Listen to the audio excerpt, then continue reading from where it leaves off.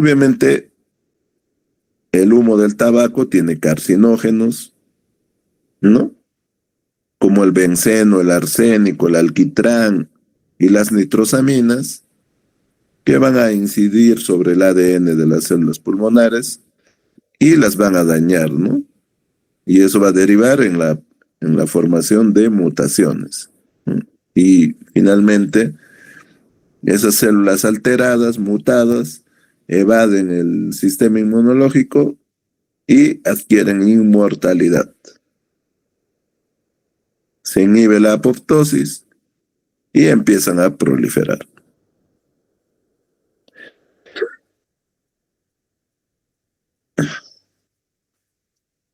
No, no solo es el fumar los cigarrillos, ¿no? No solo está expuesto el que fuma, ¿no es cierto? Eso ya lo saben, ¿no?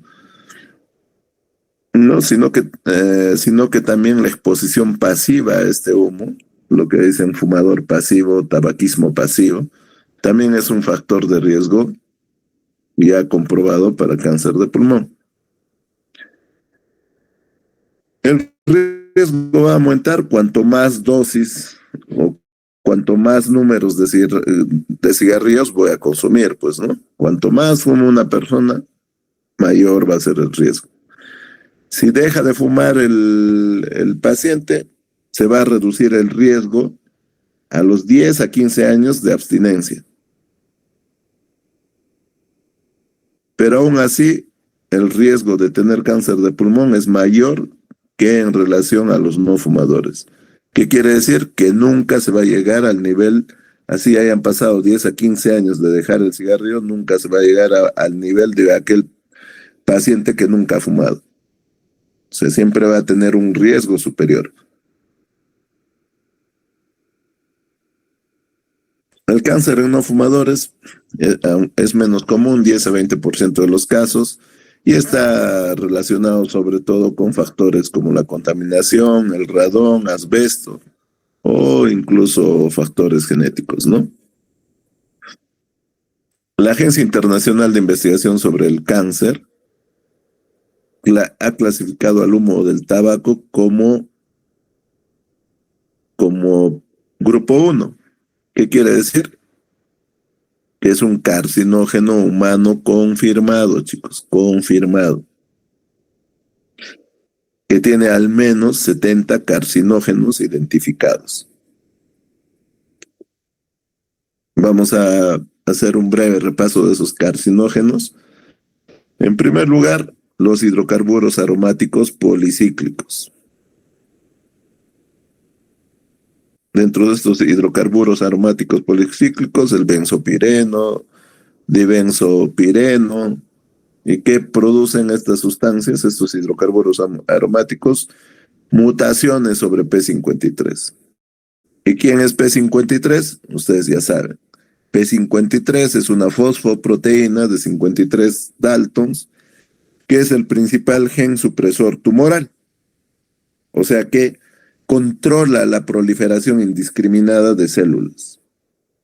Entonces, si yo tengo una alteración en P53, cuya función es controlar que no haya una proliferación indiscriminada de células en nuestro cuerpo, si esa función está inhibida, imagínense qué puede pasar. Empiezan a proliferar indiscriminadamente las células y no hay quien las inhiba. Nitrosaminas específicas del tabaco, el metilnitrosamino y la nitrosonornicotina, ¿no? Entonces, estos producen un daño directo al ADN y están fuertemente asociadas al cáncer de pulmón, páncreas e hígado. Otra cosa que es relevante comentarles es que el tabaco no solo es un factor de riesgo, no solo produce cáncer de pulmón, ¿no es cierto? Está asociado a cáncer de la cavidad oral, a cáncer del tubo digestivo, a cáncer gástrico, cáncer de vejiga, ¿no?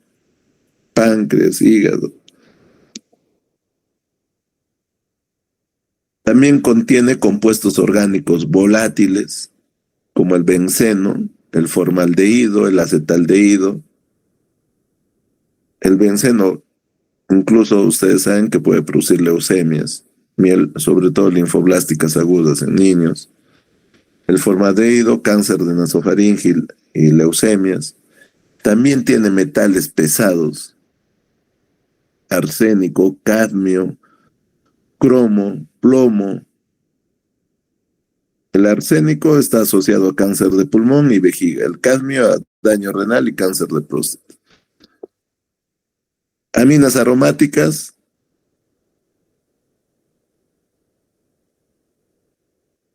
como el aminobifenilo y la naftilamina, que pueden derivar en cáncer de vejiga, ¿no? A los fumadores. Radionúclidos como el polonio 210, que es una sustancia radioactiva, emite radiación alfa que daña el tejido pulmonar. Entonces, todos esos carcinógenos, chicos, son derivados del humo del tabaco. Entonces, antes de fumar un cigarrillo, piensen en todas las sustancias químicas que están haciendo que se produzca una inflamación crónica a nivel de todo vuestro tracto respiratorio, ¿no? Y esa inflamación crónica con el tiempo deriva en alteraciones en el ADN, en mutaciones en el ADN. ¿Qué tipo de mutaciones? Chicos, ¿qué tipo de mutaciones? Eso hemos visto al inicio del curso. Germinales, somáticas. Somáticas, doctor. Somáticas, mutaciones somáticas, ¿no? Entonces, ¿cuáles son los tipos de cáncer de pulmón asociados al tabaco? Hay dos tipos fundamentales, ¿no? El carcinoma de células pequeñas, que es más o menos el 15%, y el carcinoma de células no pequeñas, que más o menos es el 85%. El carcinoma de células pequeñas es un cáncer altamente agresivo, chicos, y es exclusivo de fumadores. Es altamente agresivo.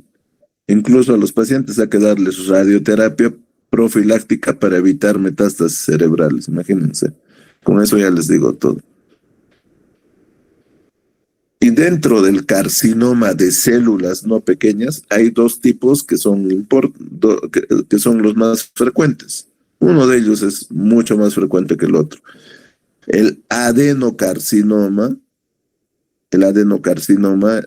este tipo es el más frecuente. Y el carcinoma de células escamosa o el carcinoma escamoso. El tabaco es un factor clave especialmente para el carcinoma escamoso. Entonces, chicos,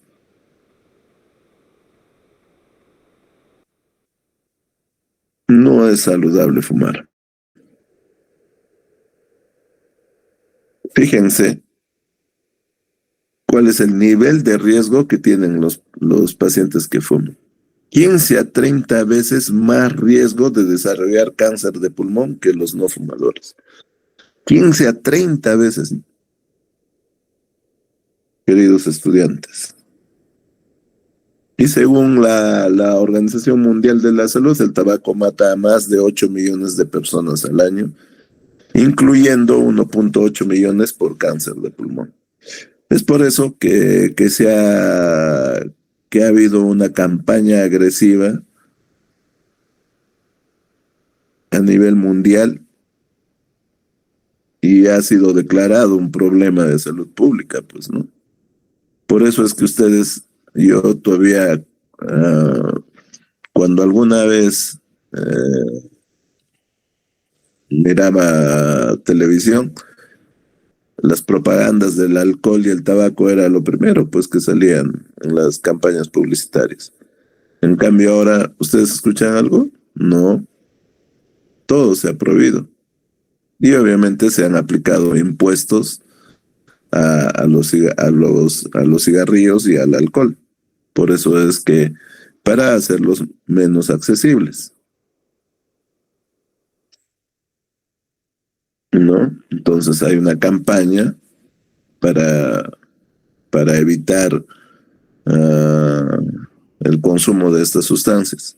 Pero ustedes cuando van a Europa van a ver que para ellos es incluso en el hospital, ustedes ven gente de salud fumando en los exteriores de los hospitales,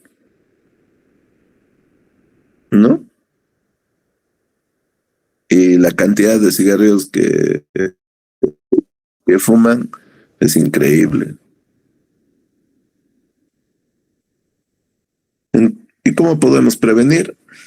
Fácil, ¿no? En cuanto a prevención primaria, evitar la exposición pues a estos carcinógenos. ¿Y cómo va a evitar la exposición a los carcinógenos? Eliminando pues sobre todo el principal factor de riesgo que es el tabaquismo, ¿no? Que como lo hemos repetido, es responsable del 80-90% de los casos. Entonces, hay otras terapias de reemplazo de la nicotina como parches, chicles, incluso el uso de fármacos como la vareniciclina y el bupropión, o una intervención conductual, ¿no? Programas de cesación tabáquica con apoyo psicológico, etcétera. ¿Cuál es el impacto de esta prevención primaria? Que a los 10 a 15 años sin fumar, el riesgo disminuye un 50-75%. Entonces, ¿vale la pena? Sí, vale la pena, ¿no? Pero aún así, como les digo, el riesgo nunca va a llegar a compararse con un paciente no fumador. Otra medida de prevención primaria es evitar pues la exposición a otros carcinógenos como el radón. El radón es la segunda causa de cáncer de pulmón en no fumadores. Y para esto hay que tener las viviendas, si son viviendas de reciente construcción, bien ventiladas, ¿no? E incluso en Europa hacen una medición del aire y niveles mayores a 4 picocuries por litro requieren una medidas, ¿no? Ya sea ventilación, etcétera. La contaminación atmosférica, ¿no? La polución, se debería hacer uso de mascarillas en áreas con alta polución, ¿no? 2.5 micras se ha visto que, que, que, que a partir de ese tamaño puede incidir en el cáncer de pulmón. Asbesto y sílice, obviamente, protección laboral, ¿no? A tener los equipos adecuados. Si tengo trabajadores que están expuestos a estos químicos, ¿no? Sobre todo el asbesto es una sustancia muy al que están expuestos sobre todo los trabajadores de construcción civil. Hay en muchas sustancias hay asbesto. Como les digo, incluso los que tienen casas con ese material parecido que es parecido a la calamina, pero es Eternit, ese material tiene asbesto. Y hay algunos estudios que revelan que cuando el asbesto incluso se puede liberar con el sol y eso puede producir, esa exposición crónica podría mutar las células con el tiempo, ¿no? Entonces, por eso el asbesto ya es bastante estudiado como un factor de riesgo de cáncer de pulmón. En cuanto a la prevención secundaria, o sea, si yo ya tengo a un paciente que tiene determinados factores de alto riesgo, ¿cómo hago para detectar tempranamente su enfermedad, cáncer de pulmón? Entonces, no puedo hacerle a todos pues un tamizaje. Imagínense, sería muy caro para los sistemas de salud. Entonces, pero sí puedo hacer un tamizaje a esas poblaciones de alto riesgo, ¿no?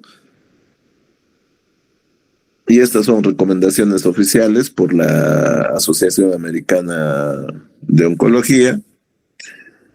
Fíjense, pacientes por encima de los 50 años para empezar, con un historial de tabaquismo. ¿Y cuál es el historial de tabaquismo? Mayor o igual a 20 paquetes al año. Mayor o igual a 20 paquetes al año. Que sean fumadores activos o que dejaron de fumar en los últimos 15 años. Entonces, ¿qué tipo de exámenes le voy a hacer a estos pacientes adultos, casi adultos mayores de 50 años, con un historial de tabaquismo marcado, mayor de 20 paquetes al año, y que son fumadores activos o que han dejado de fumar en los últimos 15 años? Le voy a hacer una tomografía computadorizada de baja dosis, así se llama. ¿Con qué frecuencia? Anualmente. ¿Y cuál es el impacto de hacer esta tomografía? Reduce la mortalidad en un 20 a 25%. Entonces, todo aquello que reduce la mortalidad es buena como screening. Es por eso que la mamografía se utiliza como screening para cáncer de mama, porque también reduce la mortalidad por cáncer de mama. Y eso ha sido demostrado. Entonces, ¿cómo calculo el número de paquetes año? El número de cigarrillos por día por los años fumados. Esto entre 20. Entonces, si alguien fuma, calcule esto. O si alguien tiene su familiar, calcule esto.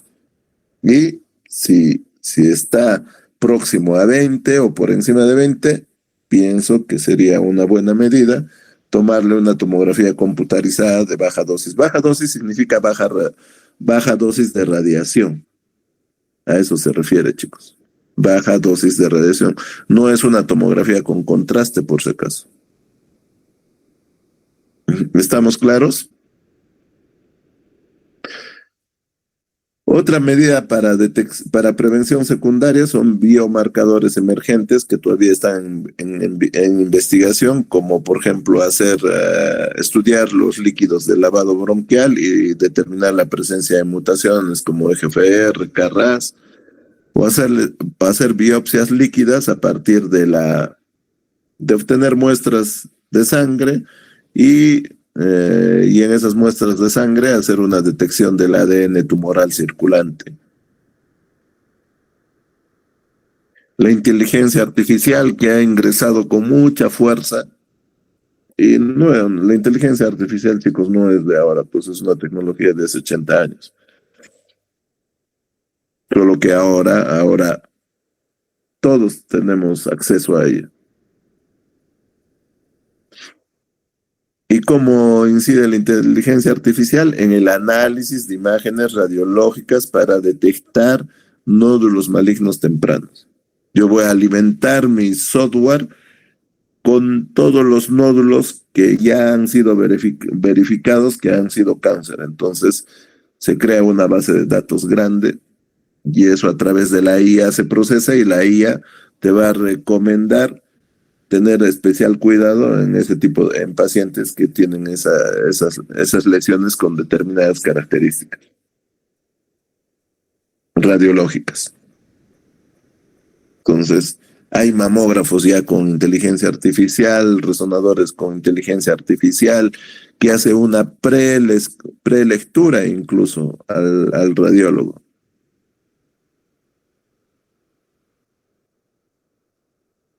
Entonces, ahora las posibilidades de equivocación o de error han disminuido y eso es gracias a la inteligencia artificial.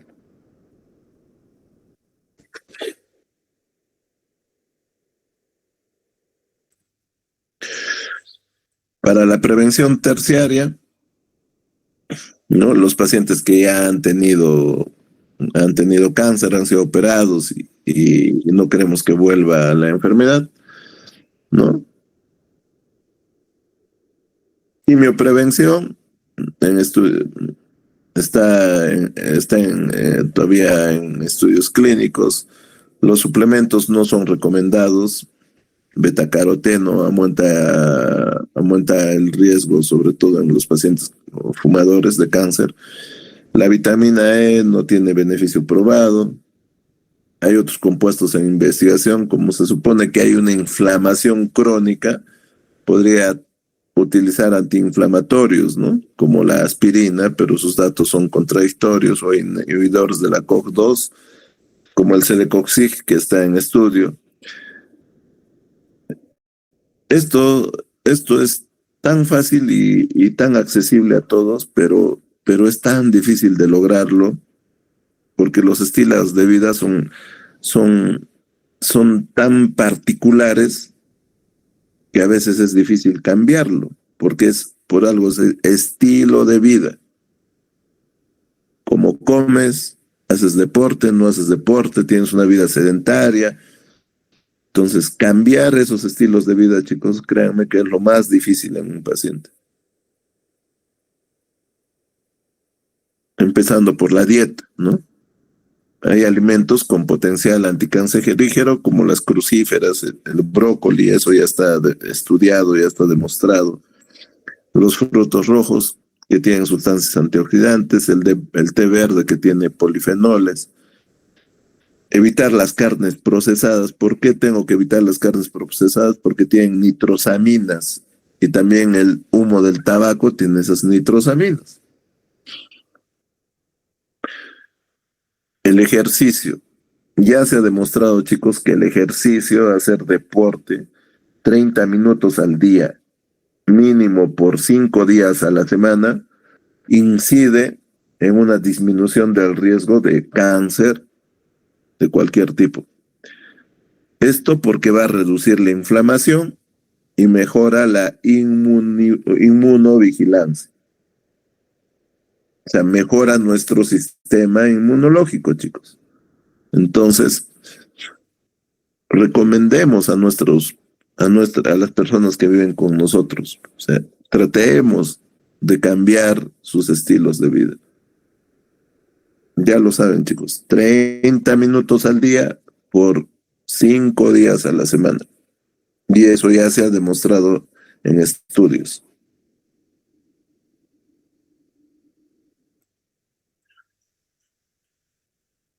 Tenemos que tener especial cuidado con ciertas poblaciones especiales. Pacientes no fumadores, pero que tienen un riesgo genético, que son portadores de mutaciones de EGFR o ALK. Entonces, en estos pacientes, obviamente tenemos que decirles que no fumen, pues, ¿no? O evitar la exposición al humo de leña. Sobre todo es común en mujeres no fumadoras. Estas mutaciones son comunes en mujeres no fumadoras con adenocarcinoma, ¿no? Entonces, cuando una paciente del campo viene, le determinamos la presencia de esta mutación de EGFR, la droga en el mundo, en el primer mundo que utilizarían en primera línea sería una pastilla que se llama osimertinib. Pero lamentablemente nosotros no tenemos acceso a osimertinib, pero tenemos una droga un inhibidor de tirosinquinasa de primera generación, que es el erlotinib, que son pastillitas, imagínense, ya no recibe quimioterapia. Si la paciente es positiva para la mutación de ALK, usamos crizotinib.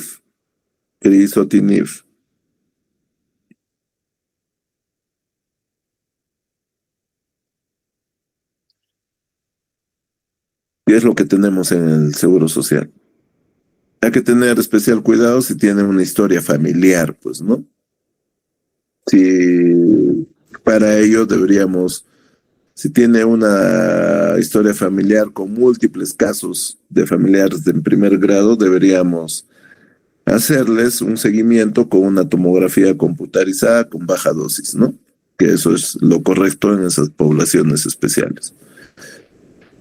Los pacientes con EPO o fibrosis pulmonar, hemos visto que estas patologías me pueden predisponer a tener cáncer de pulmón. Entonces, en el segundo caso, en los pacientes con EPO, vamos a hacer una vigilancia estricta. porque su riesgo de estos pacientes es hasta 5 veces más que en relación a la población en general. Si tienen familiares que han estado expuestos por larga data al humo de la leña, una tomografía computarizada de baja dosis, chicos, puede ayudar a detectar un nódulo pequeño que potencialmente puede ser abordable quirúrgicamente y extraído la lesión, las posibilidades de sobrevida y de un diagnóstico temprano son mucho más altas, ¿no? Y las posibilidades de curación también son mucho más altas. ¿Cuál es el cuadro clínico de estos pacientes? Tenemos síntomas locales, ¿no? Al principio, imagínense un nódulo que mida un centímetro, no les va a dar ninguna molestia, pues, ¿no? No les va a producir grandes síntomas. El problema es cuando tengo un tumor de considerable tamaño que ya está afectando las pleuras o está cerca de alguna otra región anatómica y ya me está, y obviamente ya va a producir síntomas por el tamaño. Uno de los síntomas que más manifiestan los pacientes es una tos persistente, ¿no? Doctor, tengo unos accesos de tos que no paro de toser.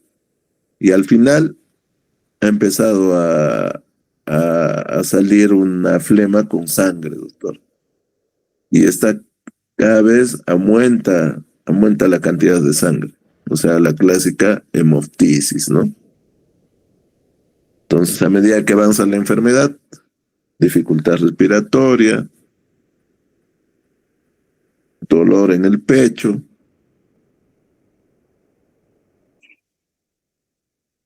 el síndrome de Pancoas, que se caracteriza por la presencia de un tumor en el ápice pulmonar, que va a producir dolor en el hombro, y síndrome de Horner, ¿no? Y obviamente, si la enfermedad sigue su evolución natural, va a empezar a hacer metástasis, ya sea por vía linfática o por vía hematógena. Y puede migrar la lesión, obviamente, a otros órganos a distancia. Uno de los más afectados es el encéfalo, chicos. El cáncer que produce más metástasis a encéfalo es el cáncer de pulmón, chicos. Es el cáncer de pulmón. Y obviamente va a dar síntomas neurológicos, cefalea, convulsiones, déficit motor, de acuerdo a la localización de la metástasis, ¿no?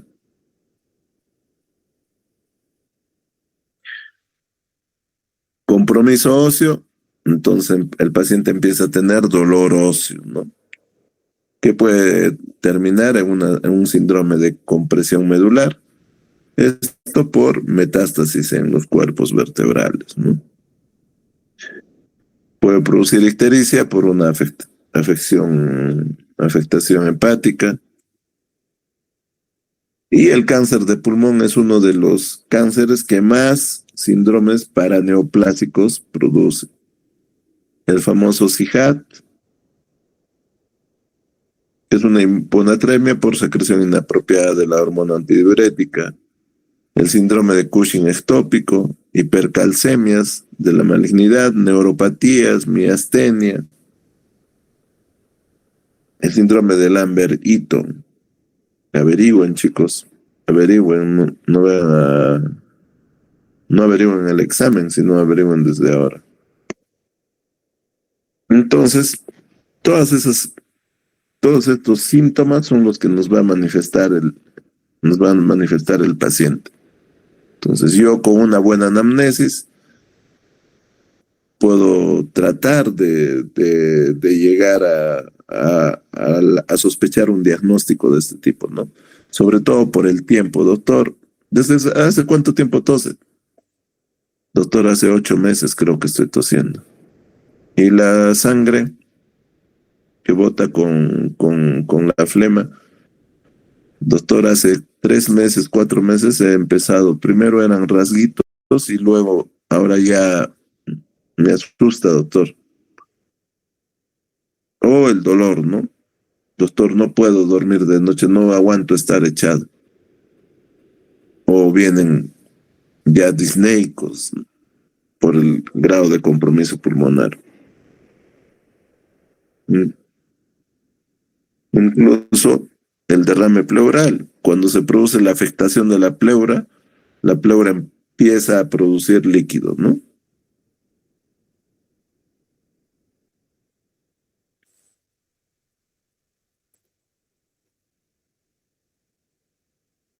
Entonces, el diagnóstico, síntomas sospechosos, ¿no? Tos persistente, hemoptisis, disnea, dolor torácico, pérdida de peso inexplicable, síndromes paraneoplásicos, etc. Todo lo que hemos revisado. Pero, obviamente, en una parte importante de la historia clínica, que son los antecedentes, yo puedo vislumbrar algunos factores de riesgo. Si es fumador, no es fumador, si, cuál es su actividad ocupacional, si, ¿me entienden? Entonces, antecedentes familiares, EPOC, fibrosis pulmonar, etc. Entonces, de acuerdo a este cuadro clínico y a estos factores de riesgo, haré mi examen físico, ¿no es cierto? En mi examen físico encontraré signos respiratorios y finalmente le pediré un examen auxiliar, ¿no? Porque el estetoscopio tampoco es que lo haga todo, ¿no? Dicho sea de paso, han salido unos estetoscopios que ya no me olvidé cómo se llaman, pero no, solo tienen la campana y obviamente son electrónicos y tienen IA. Y simplemente lo conectas a tu celular y en tu celular escuchas el sonido que le estás colocando al paciente. Ya no tiene cables, no tiene nada, no tiene auriculares, nada. Le pones y la escuchas y en tu celular escuchas el sonido. Y incluso si tú tienes alguna duda, lo puedes bajar y escuchas si ese sonido era realmente un crépito, era un subcrépito, etcétera. Y eso funciona para el corazón, para todo. Es increíble, chicos, es increíble cómo todo está avanzando a pasos agigantados.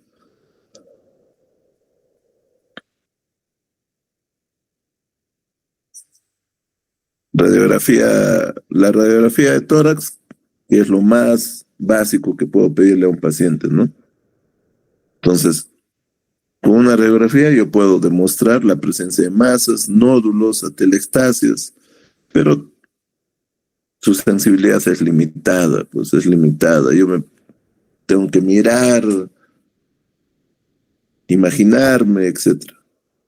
En cambio, una tomografía computarizada, sobre todo con contraste, es el estándar, es el examen estándar en las etapas iniciales, ¿no? Ya con una tomografía yo puedo caracterizar incluso cómo es ese nódulo, si es un nódulo especulado, irregular, cómo es el tamaño, cómo son sus bordes, si tiene calcificaciones o no tiene calcificaciones, ¿no? Si tiene, si tiene márgenes especulados, irregulares,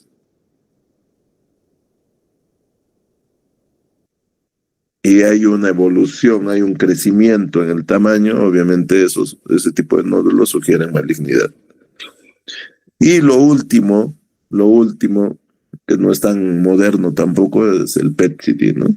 El PET-CT que utiliza una sustancia radioactiva, que es la fluorodesoxiglucosa, llamada FDG por sus siglas, que es una glucosa radioactiva, cuyo fundamento es que las zonas donde hay las lesiones, los nódulos, esos nódulos tienen un hipercatabolismo. Como son hipercatabólicas, tienen alta demanda de glucosa. Entonces, ¿qué es este FDG? Es una glucosa radiactiva, una glucosa marcada. Entonces, los nódulos van a captar ávidamente este FDG y el paciente es sometido a la máquina, a la parte del CT, ¿no? Y la máquina va a detectar esa radiación de la glucosa radiactiva. La computadora lo reconstruye y nos va a dar imágenes. Y esto es útil sobre todo para estadiar a los pacientes, ¿no? El PET-CT evalúa la actividad metabólica, o sea, no solo es imagen, sino nos da una idea del hipercatabolismo que se está produciendo dentro de esa lesión. Es más precisa para el estudio de metástasis a ganglios o metástasis a distancia, chicos. Entonces, el PET es mejor para el estadiaje, pero obviamente son tecnologías que no tenemos a mano.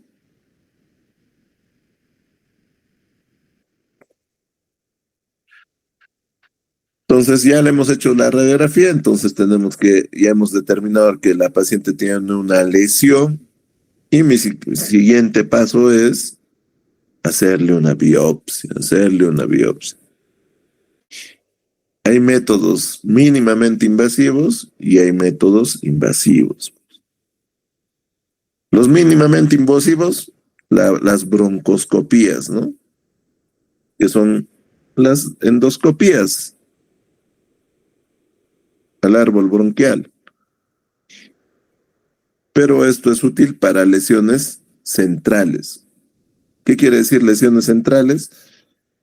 Parailiares, ¿no? Parailiares. Cuando son periféricas, las lesiones son difíciles. Es mejor abordarlas por radiología intervencionista o por toracotomías mínimas. Biopsias guiadas por tomografía para nódulos periféricos también se puede hacer, o ecobroncoscopías, que se utiliza mucho para comprobar si algunos ganglios mediastínicos están comprometidos por el cáncer. Las biopsias quirúrgicas, mediastinoscopías, se hacen extracción de ganglios mediastínicos o videoasistidas para lesiones inaccesibles. Entonces, todos estos métodos me van a permitir obtener la tan ansiada biopsia. Entonces voy a hacer un análisis histológico de esa muestra que le he sacado al paciente y mis posibilidades diagnósticas recaen en dos grupos. Es un carcinoma de células no pequeñas, el 85% de los casos, o es un carcinoma de células pequeñas en un 15% de los casos. Entonces, la posibilidad que sea un carcinoma de células no pequeñas es alta, pues es lo más grande, es la mayoría de pacientes. Y dentro de este grupo, casi el 65% son adenocarcinomas. Casi todos son adenocarcinomas, chicos. Los carcinomas escamosos son más raros y los carcinomas de células grandes menos raros aún. El cáncer dentro del carcinoma de células no pequeñas, el cáncer más frecuente de largo es el adenocarcinoma, chicos. Y por otro lado tenemos el carcinoma de células pequeñas o ATSEL, que es sumamente agresivo y está 100% asociado a tabaquismo. Ya, un break, chicos, de 10 minutos, por favor, para que puedan hidratarse y despertarse. ¿Están siguiéndome, chicos?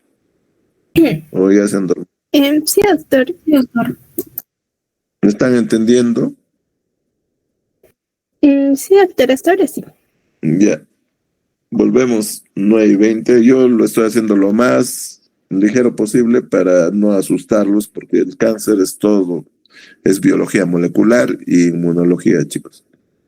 Pero ya de células no pequeñas y nos vamos a dar cuenta cuando en el reporte de hematoxilina eosina diga adenocarcinoma, o diga carcinoma escamoso o carcinoma de células grandes, ¿no? Y hay un porcentaje pequeño que puede ser un carcinoma de células pequeñas, que es lo menos frecuente. Pero ahí no queda todo esto, chicos. Ahora, existen marcadores inmunohistoquímicos que me pueden ayudar a confirmar si de verdad es un escamoso, es un adenocarcinoma. Por ejemplo, el TTF1 es un marcador de inmunohistoquímica que solo es positivo en caso de adenocarcinomas. El P40 sobre el P63 es positivo en carcinomas escamosos.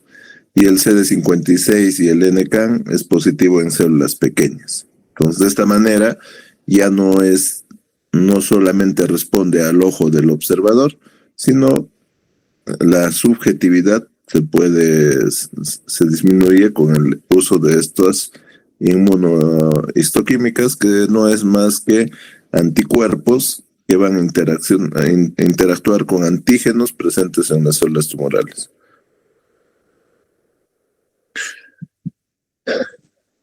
Antiguamente solo llegábamos acá a determinar si es un adenocarcinoma, es un carcinoma escamoso, uno de células grandes o es un carcinoma de células pequeñas.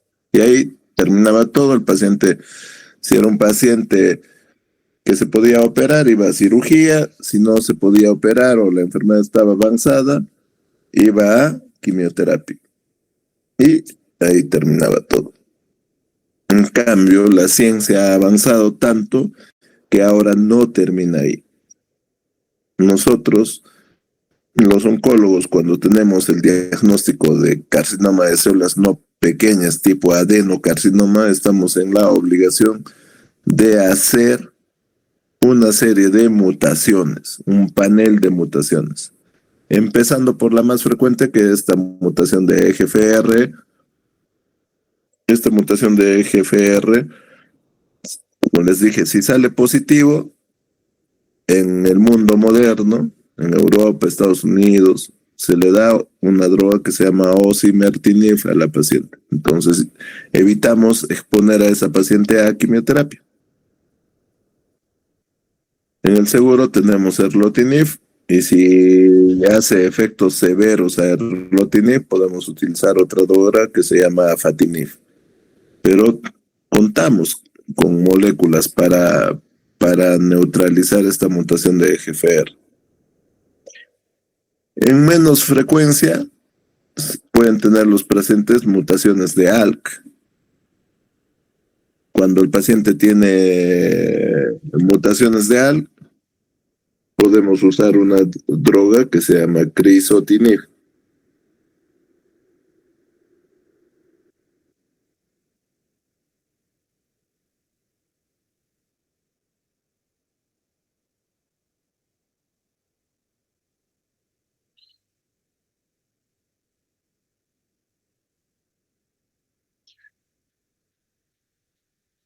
ROS1, también hay medicamentos para ROS1. Para BRAF 600C también hay medicamentos. Para estas drogas también hay medicamentos, pero son mutaciones mucho menos frecuentes.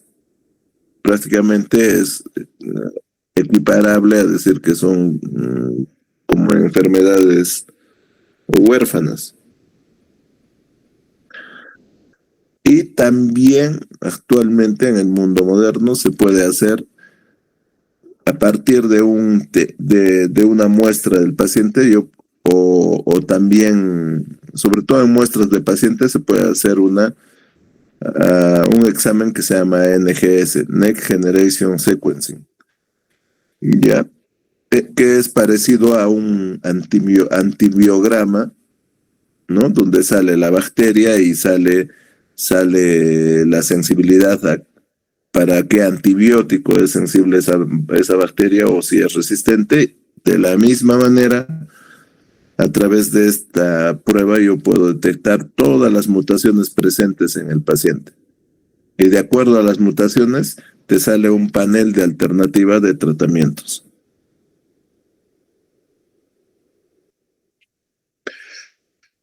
Ampliando un poco más sobre la histología de cáncer de pulmón, hemos visto que lo más frecuente es el carcinoma de pulmón de células no pequeñas. Fíjense, el 40-50% corresponden a adenocarcinomas. Esto es más frecuente en no fumadores y está asociado a mutaciones de EGFR y a mutaciones de ALK. En un 20-30% carcinoma escamoso que está relacionado con el tabaco.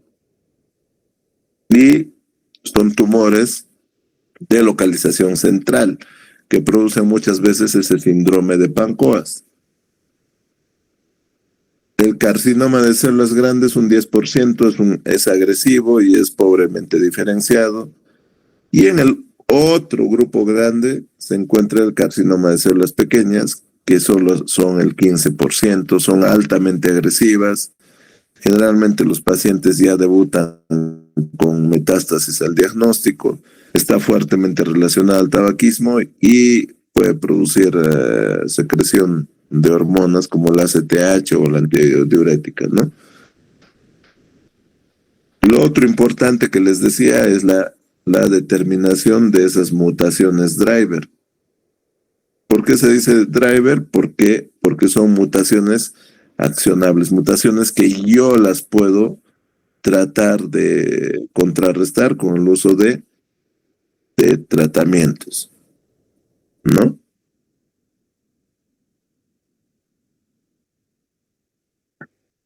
Entonces, estas mutaciones son importantes porque me van a permitir la utilización de medicamentos que son inhibidores de tirosinquinasa.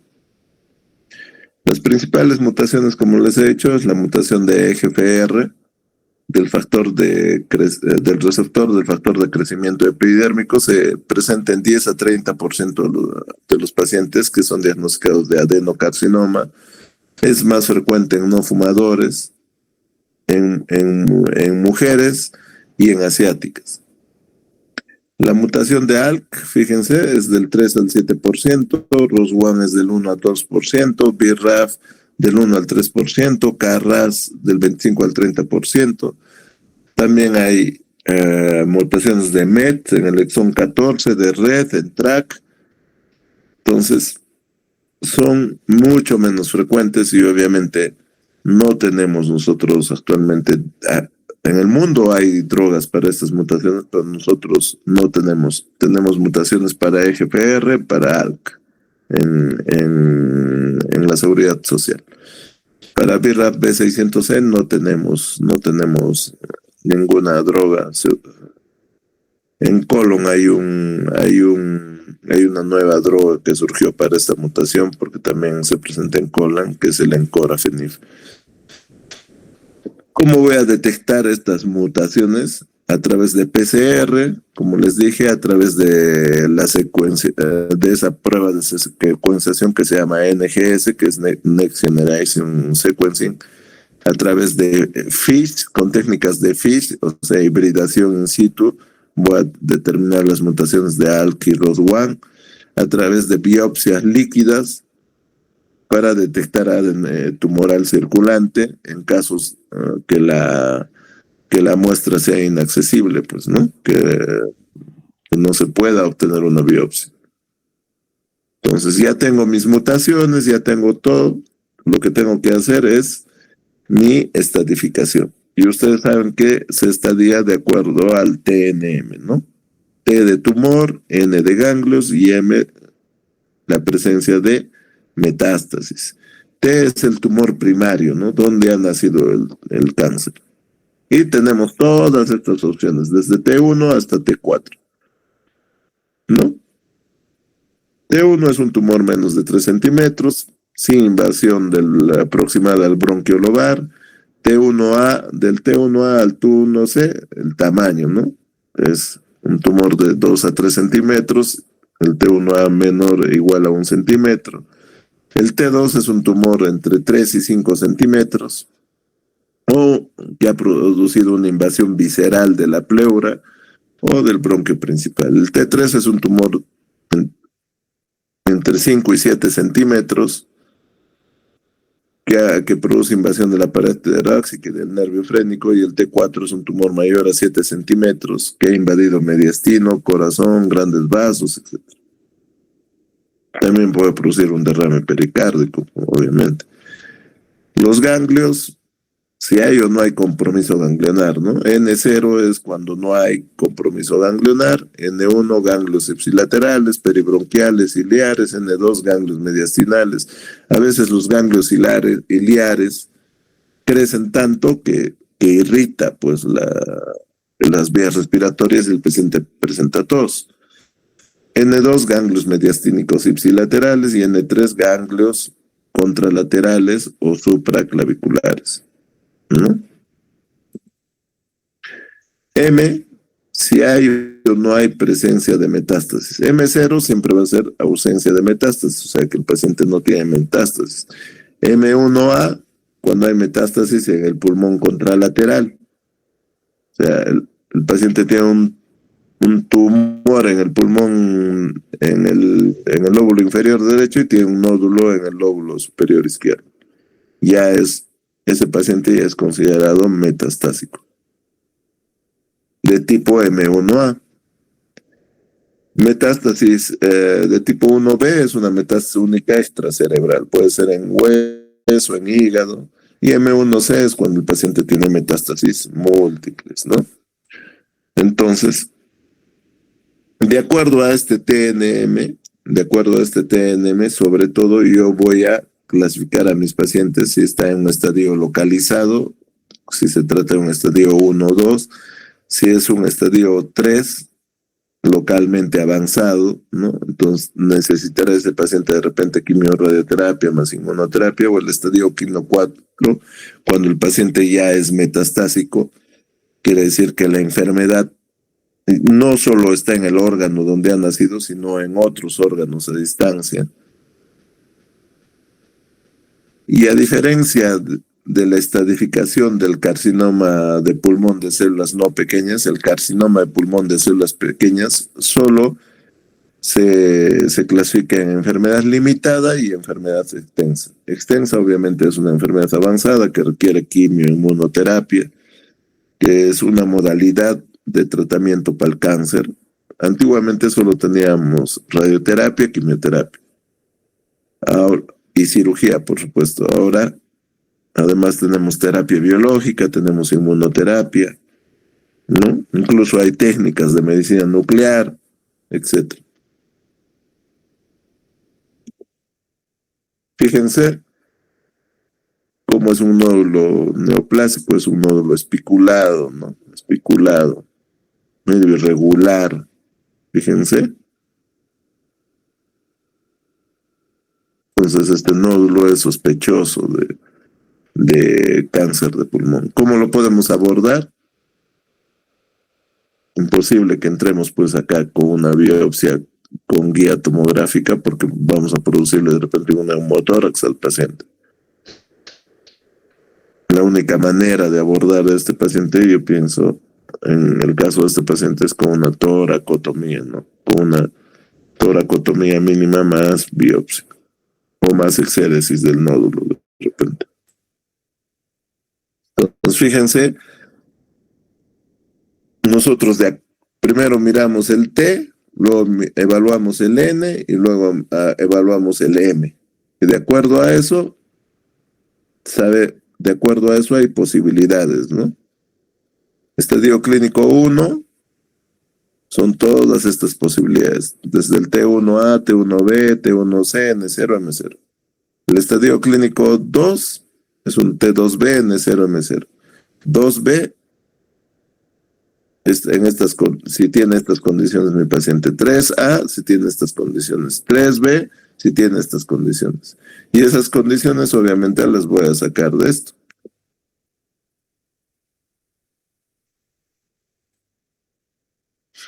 Y lo interesante de esto, hasta finalmente el 4B, ¿no? Cualquier T, cualquier N, pero metástasis múltiple. ¿Cuál es la sobrevida de ese paciente a 5 años? 5%. 5%. O sea, de cada 10 pacientes, tal vez uno esté vivo en 5 años, ¿no? O de repente ninguno también, o de repente ninguno. O sea, el cáncer avanzado de pulmón es altamente mortal, es altamente mortal. Miren la sobrevida, incluso de un estadio clínico 4A, cuando tiene una metástasis localizada o una extracerebral. 10%, chicos, a 5 años. O sea, de cada 10 pacientes, uno puede estar vivo. Uno puede estar vivo.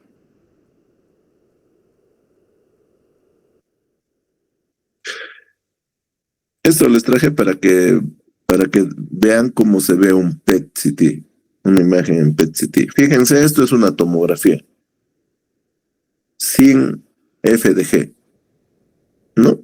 Yo veo la lesión, yo puedo ver la lesión, ¿no? Es una lesión considerable,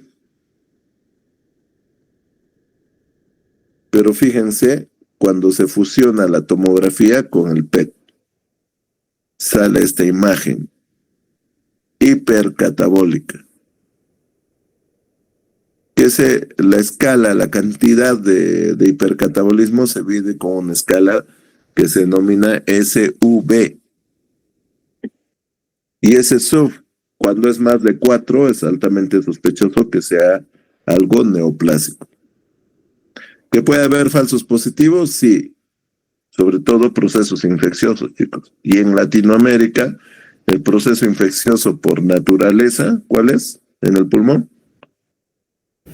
Tuberculosis. La tuberculosis. Entonces puede darnos un falso positivo en caso de tuberculosis. Para ello es bueno la anamnesis, chicos, la anamnesis, ¿no? Y obviamente la localización de las lesiones, pues la tuberculosis más afecta a los ápices, ¿no? Los ápices, no los lóbulos superiores. Fíjense. Entonces, si nosotros lo operamos a este paciente, se ha hecho una resección de la lesión,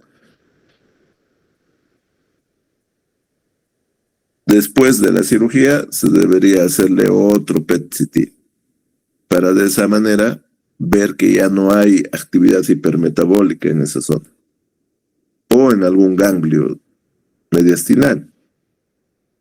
Entonces es mucho más fiable, es mucho más seguro, sobre todo para un buen estadiaje, ¿no? Y no de repente el subestadiaje que puede producir la tomografía. Porque acá estamos viendo otro dato importante que es la actividad metabólica dentro del tumor. Dentro del tumor.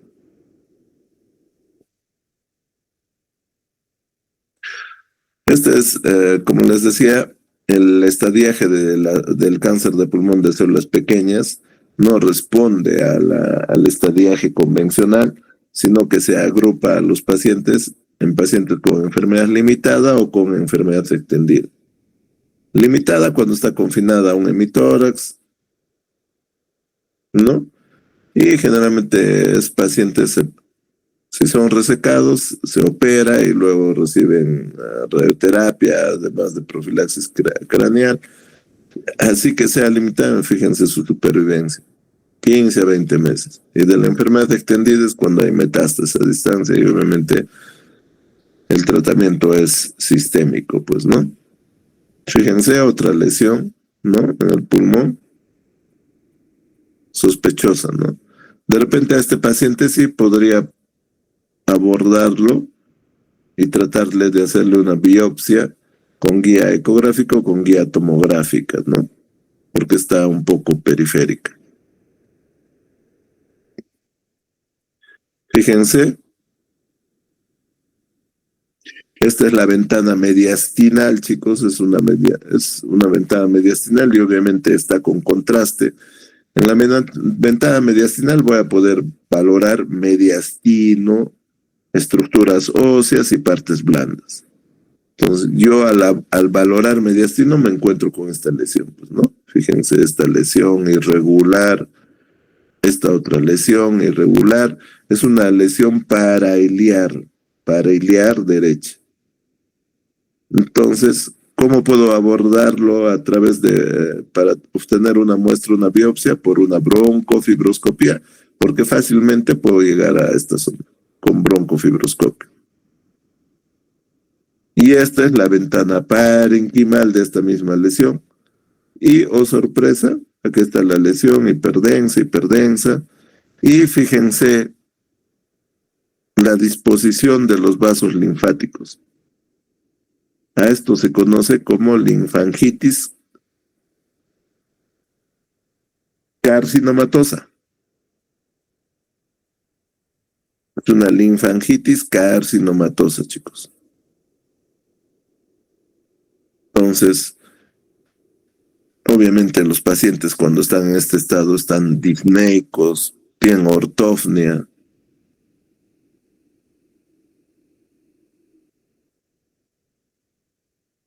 Entonces el tratamiento fácil del carcinoma de células no pequeñas, adenocarcinoma, que es lo que más vemos en el hospital.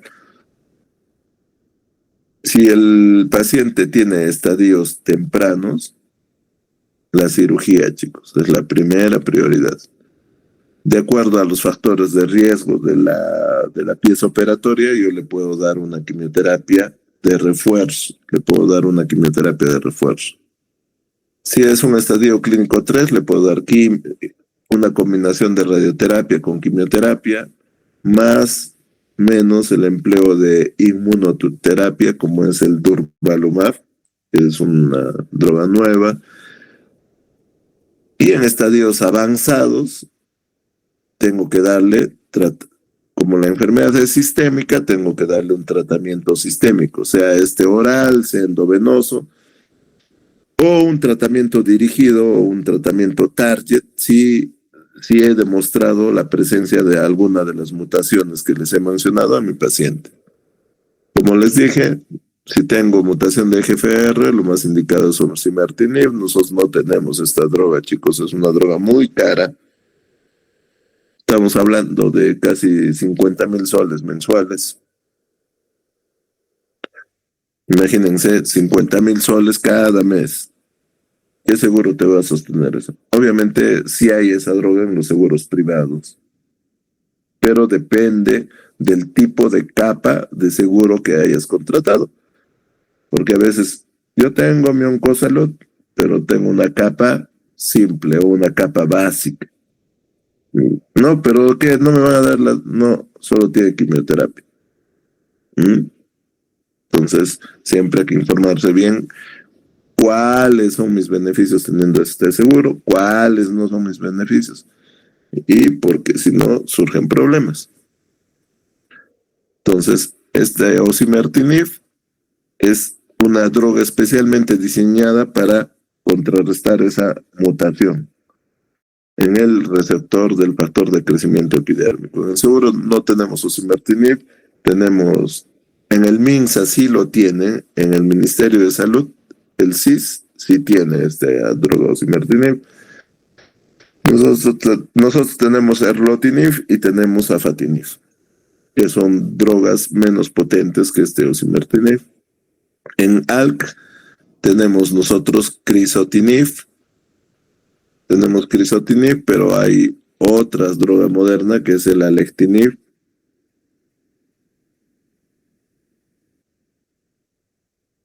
En ROS1, el entrectinib se utiliza cuando hay mutación de ROS1, pero como hemos visto, la cantidad de pacientes con esa mutación es baja, pues no, el 1%. Imagínense. También tenemos inmunoterapia. Tenemos drogas anti-PD1 y anti-PDL1 como el pembrolizumab, el nivolumab, que siempre se utilizan asociados a quimioterapia.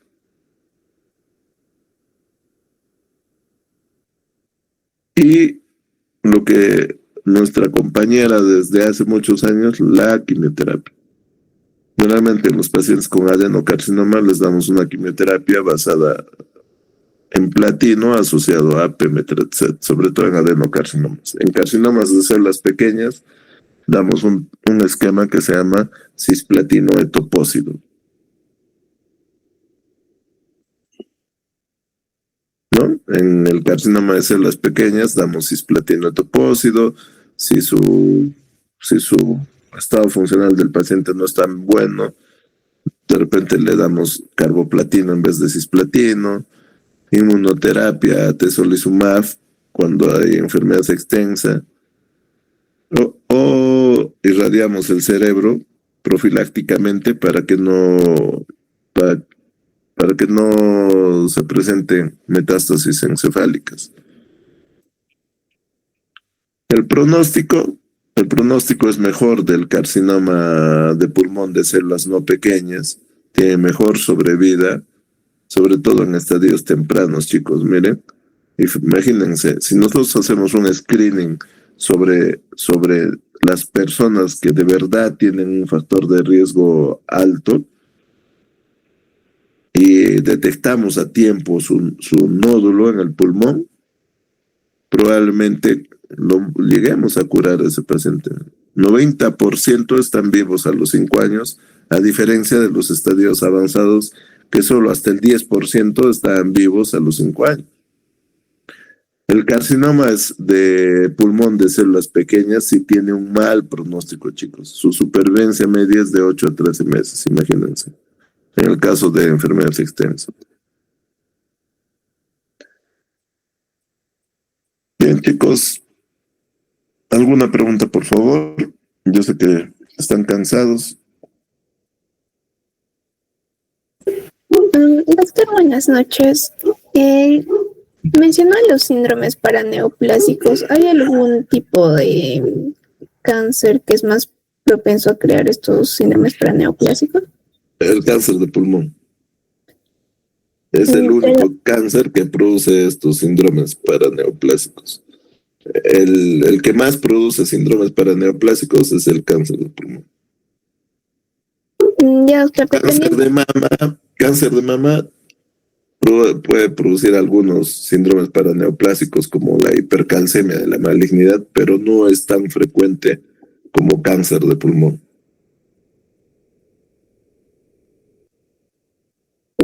ya, doctor, no, eso no depende de algún tipo histológico o en todos los tipos es igual. Sobre todo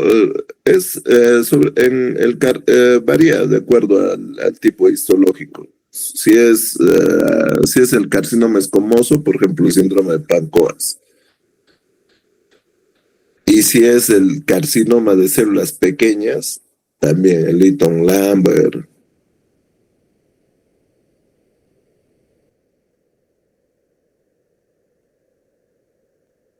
Pero el cáncer de pulmón es el que produce más síndromes paraneoplásicos.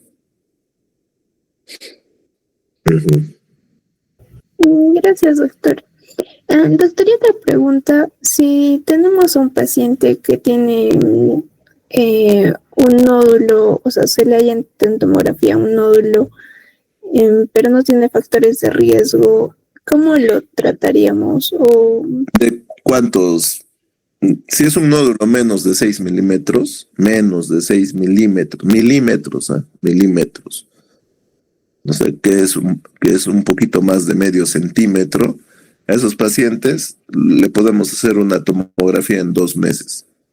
Si vemos que ha aumentado de tamaño, ya no está, digamos, en 6, sino está en 8, no.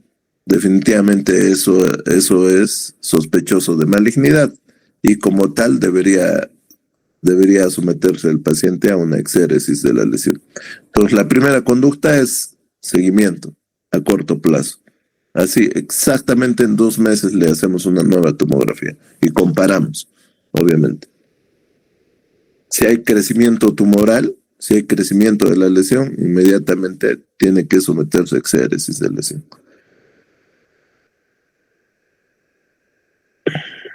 Está bien, doctor, muchas gracias.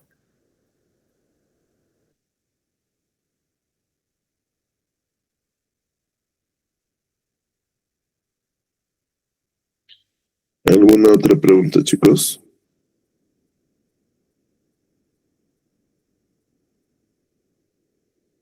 Doctor, disculpe, respecto a las metástasis, en lo que vendría a ser metástasis esqueléticas, ¿es más hacia la zona de lo que sería la vértebra o en general a cualquier otra zona?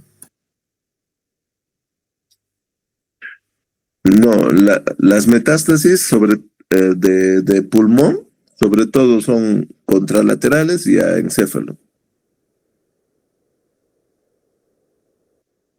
Sobre todo eso.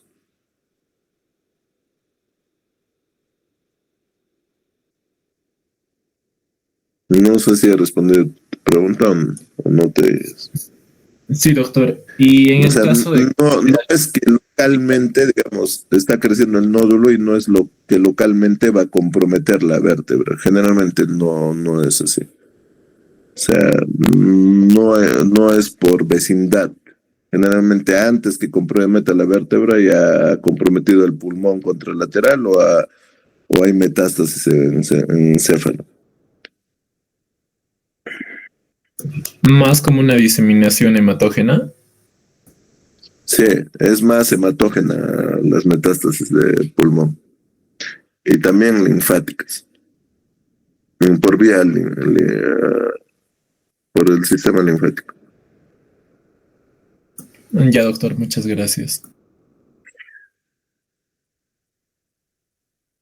Lo que decía vuestra anterior compañera sobre cuál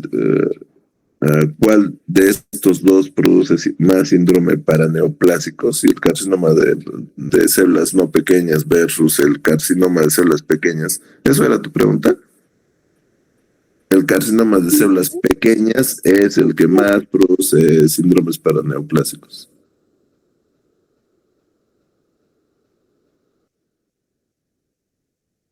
Es el que más produce. Pero son, como te digo, este es el 15%, este es el 85%. O sea, la posibilidad de ver un cáncer de células pequeñas, un cáncer de pulmón por células pequeñas, la verdad yo en mi residencia he visto 3 casos y aquí en Cusco he visto, en los 5 años que estoy acá, 2 casos he visto. De ahí no he visto. Lo más frecuente, carcinoma de células escamosas, que sí he visto que produce pancoas. Y ahí se ve todo lo que significa ese síndrome paraneoplásico. Entonces, chicos, si fumen, dejen de fumar y hagan ejercicio, chicos. No es un buen consejero el cigarrillo. ¿Alguna pregunta, chicos? ¿Algo más? Cambien los estilos de vida de sus familiares, que hagan deporte. El deporte es lo único que ha demostrado que disminuye el riesgo no solo de cáncer de pulmón, sino de todos los cánceres, chicos. Porque ya saben que incrementa la inmunovigilancia y disminuye la inflamación.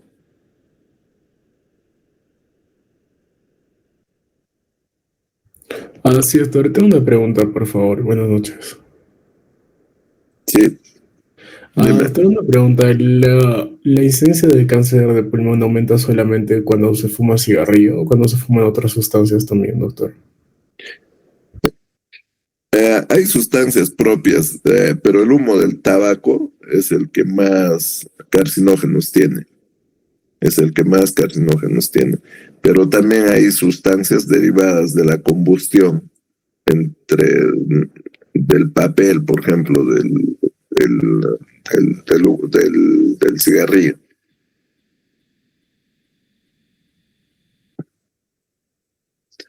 Pero lo que está demostrado es del cigarrillo, pues, ¿no? Ya sea con filtro, sin filtro, eso es lo de menos. O sea, el riesgo va a estar ahí.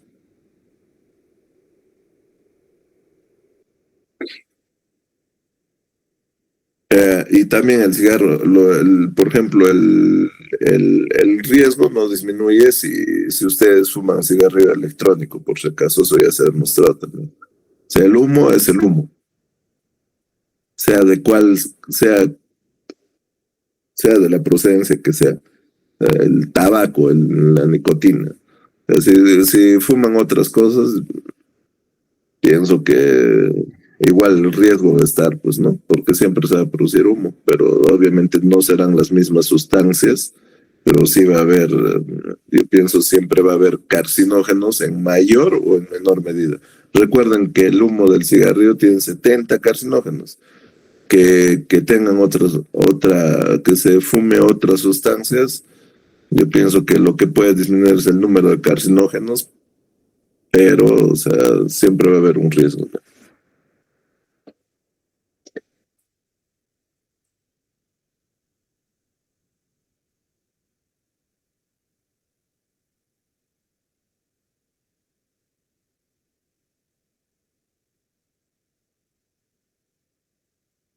¿Algo más, chicos?